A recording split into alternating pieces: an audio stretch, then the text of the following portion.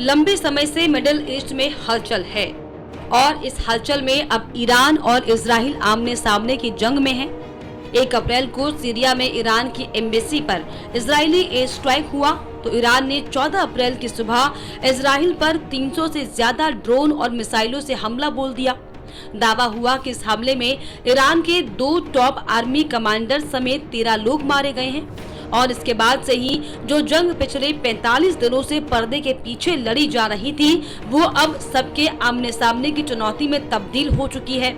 माना जा रहा है कि ईरान की अगुवाई में तमाम शिया देश या फिर ये कहे कि शिया मिलिशिया ग्रुप इजराइल के खिलाफ खुलकर सामने खड़ा हो गया है। वैसे ईरान और इजराइल 31 साल से पक्के दोस्त रहे हैं। 14 मई 1948 को फिलिस्तीन से अलग होकर इजराइल नई यहूदी देश बना। तब ईरान शुरुआती इस्लामी देशों में था जिसने इजराइल को मान्यता दी थी। 1948 में अरब देशों ने इजराइल से जंग शुरू कर दी। ईरान इस युद्ध का हिस्सा नहीं बना और इजराइल की जीत के बाद उसने इजराइल के साथ संबंध भी स्थापित किए। ईरान में शाह मोहम्मद रजा पहलवी के शासनकाल में दोनों एक दूसरे के सहयोगी बने रहे। उस दौर में ईरान पश्चिम एशिया में सबसे बड़े यहूदी समुदाय का घर था।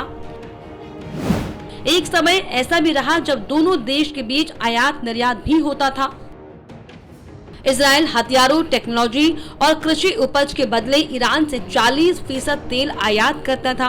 दोनों देशों के बीच संबंध इतने अच्छे थे कि ईरान की खुफिया एजेंसी सावाक को इजरायली खुफिया एजेंसी मोसाद से ट्रेनिंग मिलती थी। लेकिन दौर बदला और 1960 के दशक में ईरान मुस्लिम देश की मांग जोरों से उठी और ये मांग उठी धार्मिक नेता अयातुल्ला रुहुल्लाह खुमैनी की अगुवाई में। लिहाजा ईरान के शाह ने 1964 में खुमैनी को देश छोड़ने का आदेश दे दिया। लेकिन समय के साथ खुमैनी को ईरानी आवाम का साथ मिला और 1979 में शाह पहलवी को सत्ता से बेदखल कर दिया गया। शाह पहलवी को देश छोड़कर भागना पड़ा और इसी के साथ ईरान में इस्लामिक राज्य स्थापित हो गया और यहाँ शरिया कानून भी लागू कर दिया गया। ईरान में सत्ता बदलने के साथ ही इजराइल के साथ रिश्ते खराब होने लगे। खुमैनी सरकार ने यहूदी देश इजराइल के साथ सारे रिश्ते तोड़ लिए। दोनों देशों के बीच एयर रूट को पूरी तरह से बंद कर दिया गया। साथ ही तेहरान में स्थित इजरायली एम्बेसी को फिलिस्तीन के हाथों में सौंप दिया गया। ईरान ने मिडिल ईस्ट में इजराइल, अमेरिका और बाकी सुन्नी बहुल देशों से लड़ने के लिए एक्सिस ऑफ रेजिस्टेंस नाम से आर्म्स ग्रुप का नेटवर्क तैयार किया। इसे तैयार करने में ईरान की स्पेशल सेना रिवोल्यूशनरी गार्ड कॉर्प्स की अहम भूमिका में है। इसमें फिलिस्तीन में हमास, लेबनान में हिजबुल्लाह, यमन में हूती, इराक और सीरिया में तमाम शिया आर्म्ड समूह हैं। देखें तो पूरा मिडिल ईस्ट 2 तरह के देशों में बटा हुआ है, पहले शिया बहुल और दूसरे सुन्नी बहुल। अनुमान के मुताबिक मिडिल ईस्ट में मिस्र, जॉर्डन और सऊदी अरब की आबादी में 90% या उससे ज्यादा सुन्नी है। वहीं यमन, इजराइल, लेबनान और गाजा में 20 से 40% आबादी सुन्नी की है। शिया मुसलमान ईरान, इराक, यमन, लेबनान में बहुसंख्यक हैं। ईरान की अगुवाई में शिया बहुल देश या शिया मलेशिया इजराइल के खिलाफ खुले तौर पर मोर्चा खोल चुके हैं। ईरान ने पिछले कई दशकों में इजराइल के चारों तरफ शक्तिशाली हथियार बंद गुट तैयार रखे हैं। ईरान इन्हें एक्सिस ऑफ रेजिस्टेंस कहता है और इन्हीं के जरिए पिछले 4 दशक से दोनों देशों के बीच प्रॉक्सी वार चल रहा है। लेकिन अब दोनों ही देश आमने सामने की जंग में हैं।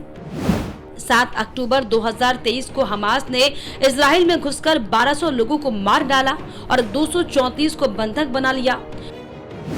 इससे कुछ घंटे बाद इजरायली सेना ने गाजा पर हमला बोल दिया था। गाजा में हमले के बाद से ईरान ने प्रॉक्सी हमले तेज कर दिए। जवाब में इजराइल ने सीरिया में ईरान के ठिकानों पर हमले तेज करे। इधर हिजबुल्लाह ने उत्तरी इजराइल में मिसाइलें, मोर्टार, रॉकेट दागने शुरू कर दिए थे। ऐसे में इजराइल की सेना को एक ही समय पर 2 मोर्चे पर लड़ने के लिए मजबूर होना पड़ा।